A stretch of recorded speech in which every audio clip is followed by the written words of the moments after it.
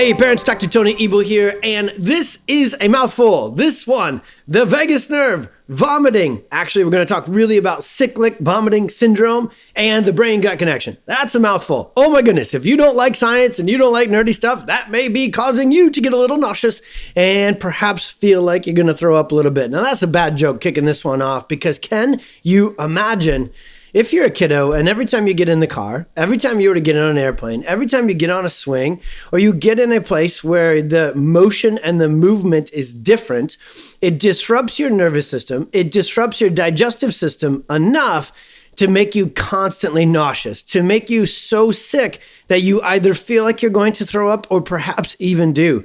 Can you imagine if all these regular everyday things like getting in a car and doing these sort of things caused you that much challenges? Well, that is exactly what happens with cyclic vomiting syndrome.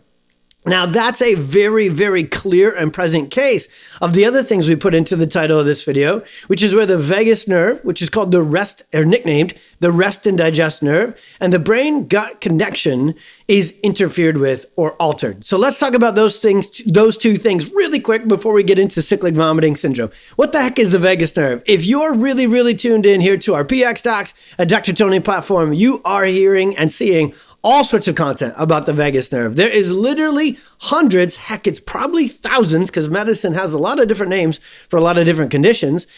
Just go to WebMD and see that. Actually, don't go to WebMD unless you want drugs. If you want natural drug-free healthcare, this is your WebMD. Stay right here on the PX Docs platform or website if you're watching it there. So anyways, their vagus nerve could be connected to thousands, hundreds, whatever it is, of different conditions.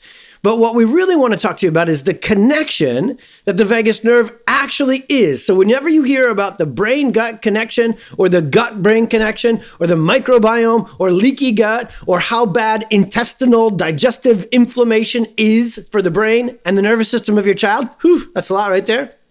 You're actually hearing and learning all about the vagus nerve, because that is the longest standing known job for the vagus nerve, is to regulate digestive motility and function.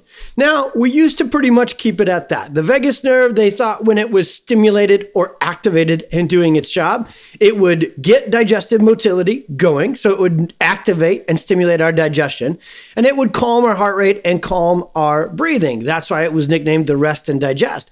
But what we also know is the vagus nerve and this brain-gut connection. See, it actually starts at the top and then goes down and then comes back up. So if you've heard about it from a gut-brain connection, that is absolutely accurate, but it's incomplete. It's a two-way street, and the brain and the central nervous system, or otherwise known as the autonomic nervous system, are definitely the boss over the gut and over the immune system. Now, obviously, our digestive health, kind of looking at it in a vacuum, or our immune health, looking at it individually, those are very important things. But the control and modulation of those two key systems, our gut and our immune or inflammatory system, are done by the nervous system. So that makes it the boss, if you will. And the vagus nerve is this connection between them. And what we also now know about the vagus nerve is it regulates inflammation as well. Now, there we go. That was a bunch of nerdy stuff for a couple of minutes. So what does that mean? Simply this: if there is interference, if there is a bad signal, a bad connection between air traffic control, the brain and the central nervous system's air traffic control tower, and the gut and everything that's going on down there, which is a lot, there will be problems. There will be decreased motility, so things like reflux in an infant, upset stomach and nausea, or even constipation. And then if it gets really bad, if it can't, the motility is so interfered with, or subluxated is our term, which means interference to the nervous system control of something. If it's so interfered with and it can't go from north to south, it comes back up. And that would be cyclic vomiting syndrome in the worst of cases. So the first thing that happens when the vagus nerve is subluxated or interfered with is decreased motility. But the second thing that happens that we want to talk about in this video is it really, really allows inflammation to run free. And we know that if there's too much inflammation in the gut, that inflammation can spill over, and it can really mess with our immune system and cause a kiddo to be sick way more often. And it can really get into the brain and the nervous system and cause the nervous system to be more wound up. So behavior challenges, sensory issues, and those sort of things. Now, what's awesome is a lot of kiddos, this problem will be isolated just to their digestive motility, and they'll just have cyclic vomiting syndrome. And if that's the case, it's so much easier for us to fix and help out in this drug-free, natural way that pediatric chiropractic is focused on.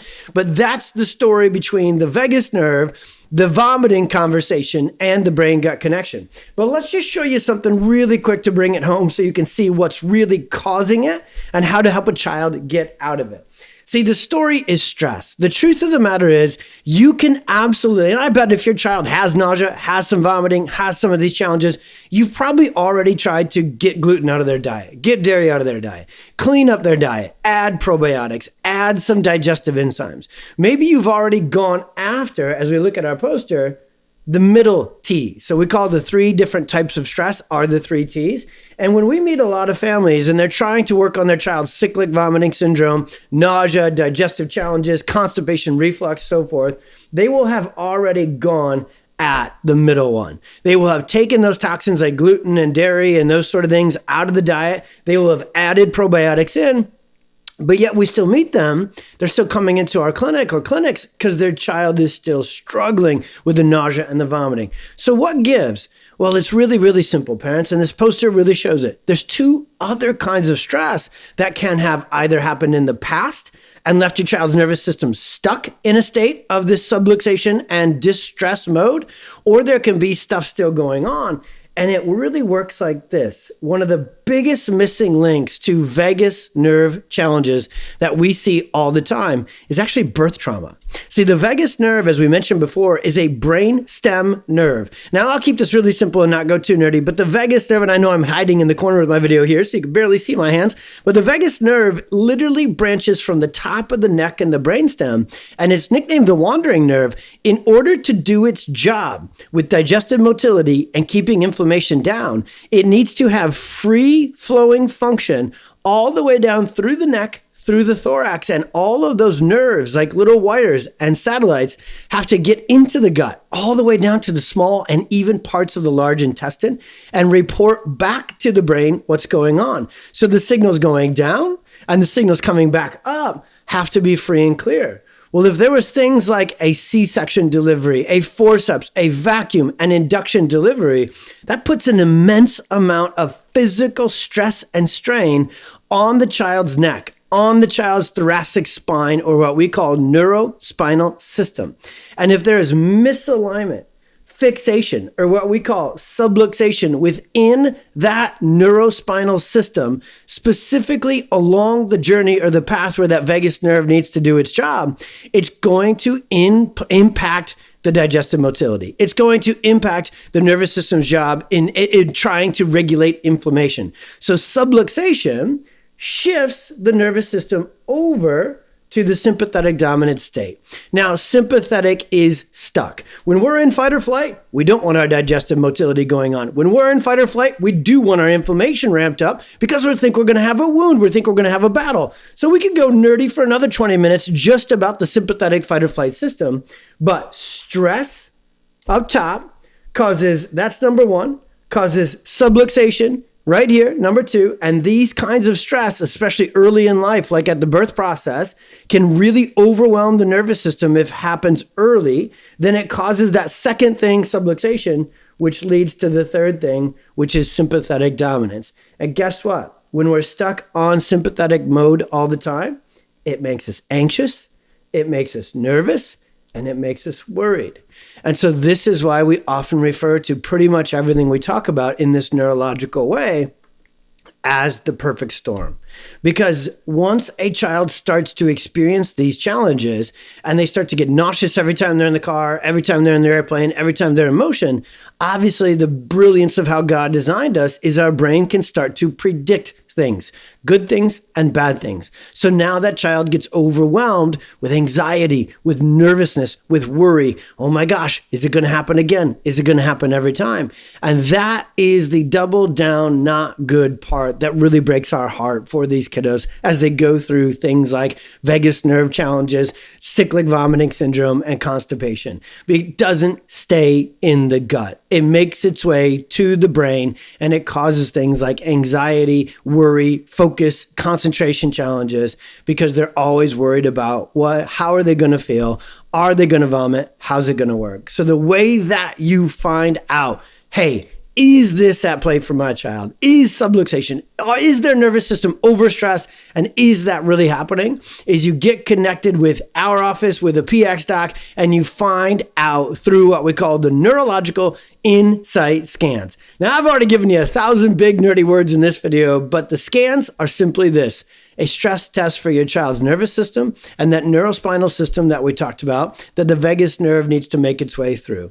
We will find out with those scans three different questions. Number one, are they subluxated? Number two, if yes, how much? Where at? How is that really affecting them? And then number three, what do we need to do? What would it look like through drug-free pediatric chiropractic care to get them better, to get them to the other side of these neurological challenges? We don't treat, we don't cure. We simply find the stress on the nervous system. We find that vagus nerve interference. We find that subluxation, and we make safe, gentle, easy, relaxing, digestive motility boosting, inflammation reducing adjustments to get the child out of that fight or flight stress storm that they're stuck in that very well could be the key thing contributing to cyclic vomiting syndrome and the challenges they're going through.